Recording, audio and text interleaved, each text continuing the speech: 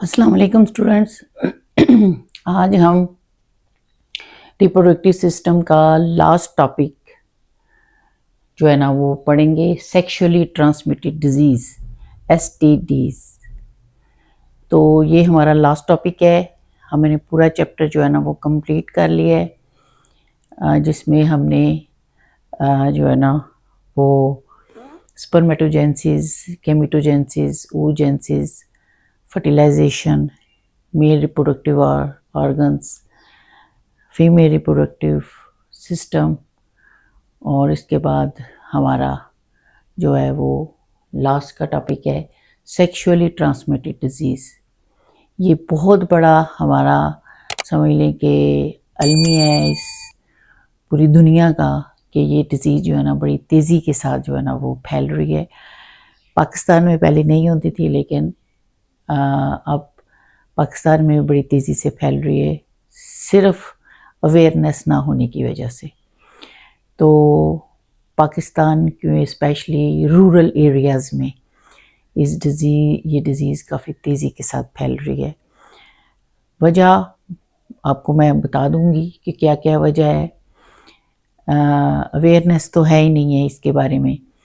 दूसरा, गवर्नमेंट भी कोई इतना ख़ास इस पे जो है ना वो इसके अवेयरनेस में कोई ख़ास काम नहीं कर रही है। हालांकि ये बहुत ज़्यादा ख़तरनाक जो है ना वो डिज़ीज़ है और बड़ी तेज़ी के साथ स्प्रेड कर रही है, स्पेशली इन यूथ में। ठीक है, तो सेक्सुअली ट्रांसमिटेड डिज़ीज़ जो है ना, this is a severe case of infections. ये इन्फेक्शन है, ठीक है, और which is transmitted very rapidly. अब इसमें ये है कि ये जो डिज़ीज़ है इसमें ज़्यादातर जो केसेस आ रहे हैं, यानी इसके काजेज़ क्या क्या है। ठीक है, काजेज़ इसके मोस्टली हैं बैक्टीरिया है, वायरसेस हैं एंड मुख्तलिफ़ किस्म के पैरासाइट्स हैं। ठीक है, असल में ये है इन्फेक्शन।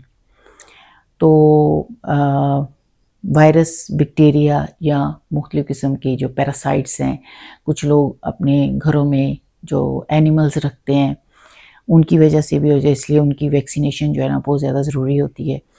तो उनकी वजह से भी जो है ना ये हो जाती है। अनसेफ सेक्सुअल कॉन्टैक्ट्स जो है ना वो उससे ज़्यादा फैलती है।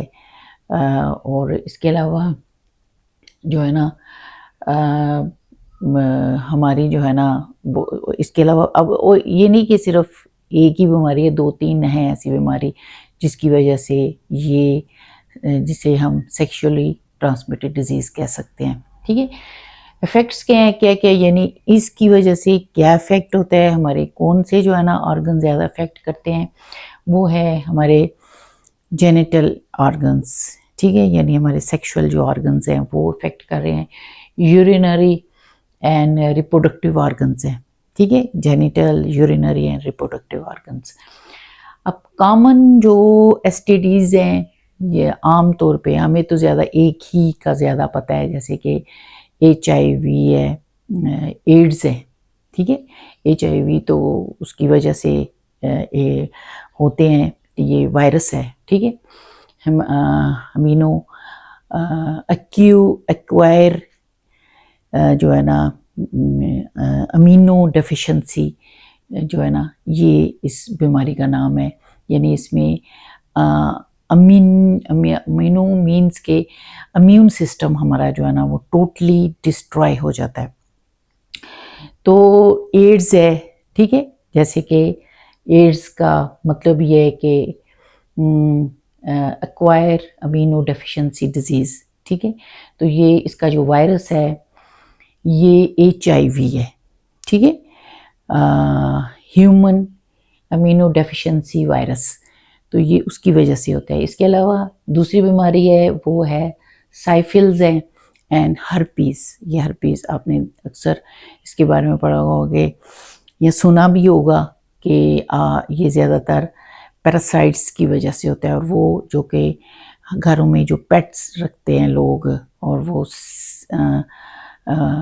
उनमें यानी वो उनको वैक्सीनेशन नहीं हुई होती, उनकी ज़्यादातर उन लोगों को हर्पीज़ वगैरह हो जाती है। तो ज़्यादातर हमारे जो एसटीडीज़ हैं यानी सेक्सुअली ट्रांसमिटेड डिजीज़ हैं वो ये हैं 3। अब इसमें जो मोस्ट कॉमन है वो है एड्स, ठीक है। अब इसकी वजह से कि एक तो अवेयरनेस नहीं है, दूसरा ये कि अगर किसी को ये बीमारी हो जाती है तो वो अगर अनट्रीटेड रख दिया जाए यानी उसको ट्रीट ना किया जाए तो फिर ये कि बहुत सारे हमारे जो बॉडी के अंदर जो है ना वो डिफेक्ट्स पैदा हो जाते हैं यानी इनफर्टिलिटी हो जाती है, बहुत हमारे ऑर्गन जो है ना वो डैमेज हो जाते हैं, इन्फेक्शन फैल जाता है। तो ये सारा जो है ना ये इस वजह से होता है, ठीक है, अगर अनट्रीट उसको रख दिया जाए। अब एड्स के बारे में है कि एड्स जो है ना जो मोस्ट कॉमन जो है ना हम इस वक्त जो डिस्कस करेंगे वो है एड्स के बारे में को। अब ये कि इसमें जो ज़्यादातर होती है किस वजह से है, अनप्रोटेक्टिव सेक्सुअल कॉन्टैक्ट्स, ठीक है। पहला तो सबसे पहले ये है कि अनप्रोटेक्टिव सेक्सुअल कॉन्टैक्ट्स, ठीक है। दूसरा ये होता है शेयरिंग ऑफ कंटेमिनेटेड नीडल्स, यानी ये होता है कि अगर एक नीडल पे किसी को इंजेक्शन लगा दिया जाए तो उसी नीडल से दूसरे को इंजेक्शन, मोस्टली हॉस्पिटल्स वगैरह में ऐसा या कुछ क्लिनिक्स में ऐसा होता है कि ये इस बीमारी की स्प्रेडिंग का जो है ना वो बायस बनते हैं, ठीक है।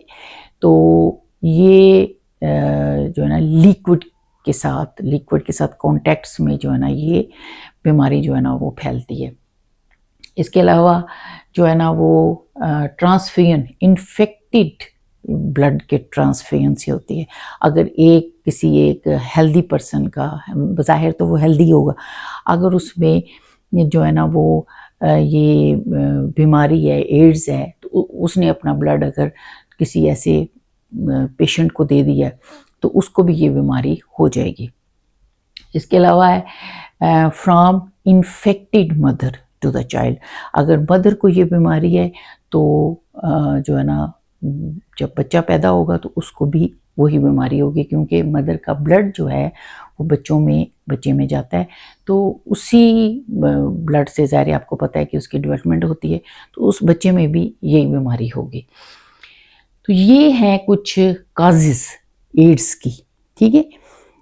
मोस्टली हमारे जो है ना एरियाज़ के अंदर पहले ये आपको पहले बताया कि ये बहुत कम 1-2 पेशेंट होते थे और वो भी कोई बाहर से आया तो उसको ये बीमारी होती थी, क्योंकि बाहर जो एक तो माशरा इस तरह का है कि वो इस चीज़ों का ख्याल नहीं करते, गंदे रहते हैं, फिर उसके बाद अनप्रोटेक्टिव जो ये सेक्सुअल कॉन्टैक्ट्स उनके होते हैं, तो इसकी वजह से ये बीमारी होती है, ठीक है। इसलिए इस्लाम में इन चीज़ों से मना किया गया है और अल्हम्दुलिल्लाह हम मुसलमान हैं और हमें इस चीज़ से मना इसीलिए किया गया कि हम इन जैसी बीमारियों से दूर हैं। जैसे ये कोविड भी आया था, कोविड भी जो है ना मोस्टली वायरल बीमारी है और एक दूसरे के कांटेक्ट से होती है और गंदा रहने से होती है, तो इसीलिए ये जो हम अल्हम्दुलिल्लाह नहाते हैं,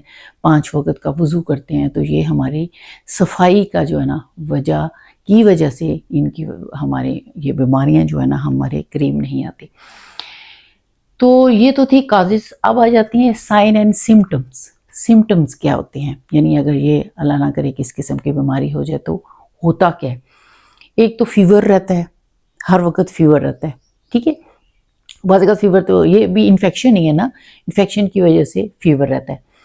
फटीव, हर वक्त थका बंदा रहता है, किसी काम में दिल नहीं लगता है, ऐसे लगता है जैसे बस सोया ही रहे। स्वेल्ड लैम्फ नोड्स, आपके अंदर जो लैम्फ नोड्स होते हैं वो स्वेल कर जाते हैं, ठीक है, मोटे हो जाते हैं। एंड स्किन रैशेस, ठीक है, स्किन पे रैशेस पड़ने शुरू हो जाते हैं। वैसे तो बहुत सारी और भी इंडिकेशंस हैं दूसरी बीमारियों के भी कि रैशेस हो जाना, लेकिन इसकी खास जो है ना वो मैं आपको बता रही हूँ। वेट लॉस होना शुरू हो जाता है, क्रोनिक डायरिया, यानी हर वक्त डायरिया रहता है, हर वक्त उस बंदे को जो है ना महीनों सालों में डायरिया ही रहता है, निमोनिया हो जाता है और बाज़ कुछ सर्टन किस्म के कैंसर भी हो जाता है, ठीक है, मुख्तलिफ हिस्सों में। तो ये साइन एंड सिम्टम्स थी। अब इसकी ट्रीटमेंट क्या है? ट्रीट तो नहीं था, लेकिन अब जो है ना इसका ट्रीटमेंट निकला है कि एक anti retroviral therapy, anti retroviral therapy ART, ठीक है। ये ऐसा ट्रीटमेंट है जिससे बंदे का इम्यून सिस्टम, क्योंकि मैंने पहले ही आपको कहा था कि एड्स का मतलब ही है कि इम्यून सिस्टम जो है ना वो डैमेज हो जाता है, ख़त्म हो जाता है, उसके इम्यून हमारे जो वाइट ब्लड सेल्स है इसके ऊपर जो है ना ये अटैक करता है वायरस, ठीक है। और ये याद रखिएगा जो वायरस के थ्रू बीमारी जो है ना फैलती है वो बड़ी तेज़ी के साथ फैलती है, वायरल जिसे कहते हैं, वायरल हो गया। तो ART जो है ये वो ट्रीटमेंट है जो कि अभी रिसेंट जो है ना स्टडी में हुआ है ये, और अभी ये ट्रीटमेंट नया आया है और इसमें ये होता है कि इस वायरस को ख़त्म कर दिया जाता है इस थेरेपी से, और आपका इम्यून सिस्टम को स्ट्रॉन्ग कर दिया जाता है और आपका इम्यून सिस्टम स्ट्रॉन्ग हो जाता है, ताकत पकड़ता है, आप लॉन्ग लाइफ जो है ना अपनी ज़िंदगी गुजार सकते हैं और हेल्दी ज़िंदगी गुजार सकते हैं, ठीक है। तो ये आपके जो है ना बेस्ट जो है ना वो ट्रीटमेंट ये है, और सबसे बेस्ट ये है कि आपकी अवेयरनेस होनी चाहिए, ठीक। बहुत सारे लोग अवेयरनेस ना होने की वजह से भी बीमारियों का शिकार हो जाते हैं, इसलिए कोशिश किया करें कि जो भी बीमारी हो उसके बारे में अवेयर होना बहुत ज़्यादा ज़रूरी है। तो अल्हम्दुलिल्लाह हमारा ये चैप्टर जो है ना वो कंप्लीट हो गया है। सेक्सुअली ट्रांसमिटेड डिजीज़ हमारा लास्ट टॉपिक था, तो मुझे उम्मीद है कि आपको पूरा चैप्टर अच्छी तरह समझ आ गया होगा। अगर फिर भी कोई ऐसा टॉपिक इस चैप्टर में समझ ना आया हो तो मुझे आप कमेंट्स में कह सकते हैं, मैं दोबारा उसको रिवाइज़ करवा दूँगी। तो जो है ना नेक्स्ट चैप्टर इंशाल्लाह हम अगले लेक्चर में स्टार्ट करेंगे। तो आप मुझे अपना जो है ना इसको देखा करें और मुझे अपने कमेंट्स ज़रूर दिया करें कि आपको मेरा जो है ना वे ऑफ टीचिंग कैसा लग रहा है। और मेरी कोशिश तो यही होती है कि मैं एक लेक्चर के मेथड में कम और समझाने के मेथड में आपको जो है ना वो ज़्यादा जो है ना डिस्क्राइब करूं, ताकि आपको अच्छी तरह हर चीज़ समझ आ जाए, ठीक है। तो अगर कोई भी चीज़ आपको समझ नहीं आ रही है या कोई आपको कोई प्रॉब्लम है किसी भी चीज़ की, तो काइंडली मेरे साथ आप बल्कि आप शेयरिंग करें इस चीज़ पे, दूसरों से भी शेयर करें। मेरे जो लेक्चर्स हैं अपने फ्रेंड्स को, अपने रिलेटिव्स में कोई है जो, तो उसके साथ भी शेयर करें, ताकि मुझे अच्छा लगेगा ये सारा कुछ कि आप मुझे अप्रिशिएट कर रहे हैं। शुक्रिया बहुत बहुत।